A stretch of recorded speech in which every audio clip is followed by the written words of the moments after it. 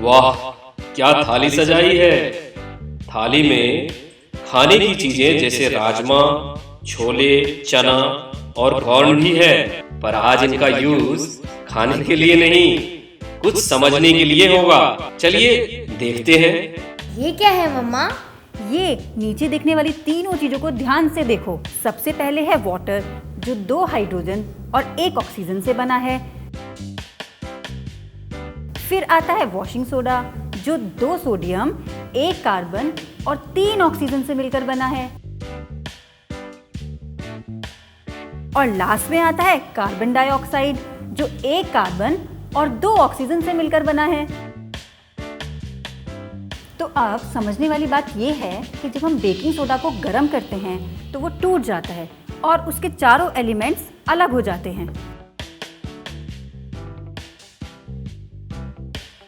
ये देखो,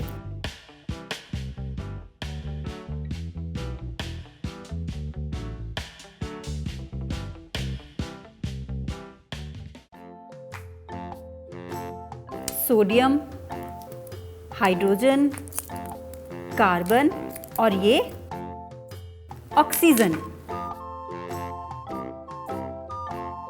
अच्छा, फिर क्या होता है मम्मा? फिर बस यही एलिमेंट्स दूसरे कॉम्बिनेशन में अरेंज होकर water, washing soda, carbon dioxide बना देते हैं। पर कैसे मम्मा? वाटर में तो 2 हाइड्रोजन होते हैं,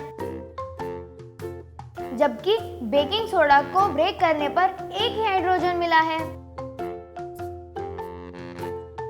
गुड, बिल्कुल सही पकड़े हो मेरे साइंटिस्ट।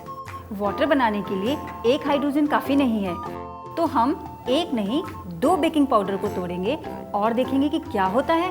ये देखो, अब मैं इसे तोड़ती हूँ और हम देखते हैं कि हमें कितने एलिमेंट्स मिलते हैं। ये देखो, ये मैंने इसे तोड़ दिया। ये हुआ सोडियम, ये हुआ हाइड्रोजन, ये हुआ कार्बन और ये ऑक्सीजन। चलो अब हम देखते हैं कि हम इन एलिमेंट्स से वाटर, वॉशिंग सोडा और कार्बन डाइऑक्साइड बना पाते हैं या नहीं। ठीक है मम्मा, मैं ट्राई करता हूँ। तो सबसे पहले है वाटर, यानी 2 हाइड्रोजन और 1 ऑक्सीजन। ये हो गया 2 हाइड्रोजन और ये 1 ऑक्सीजन, यानी H2O।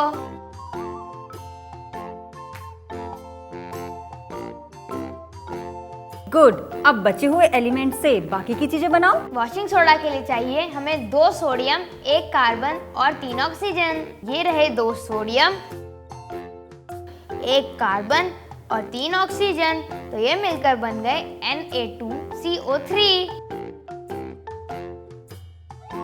मम्मा ये देखो, अब बस 1 कार्बन बचा है और 2 ऑक्सीजन, तो इनको मिलाकर बन गया कार्बन डाइऑक्साइड, यानी CO2।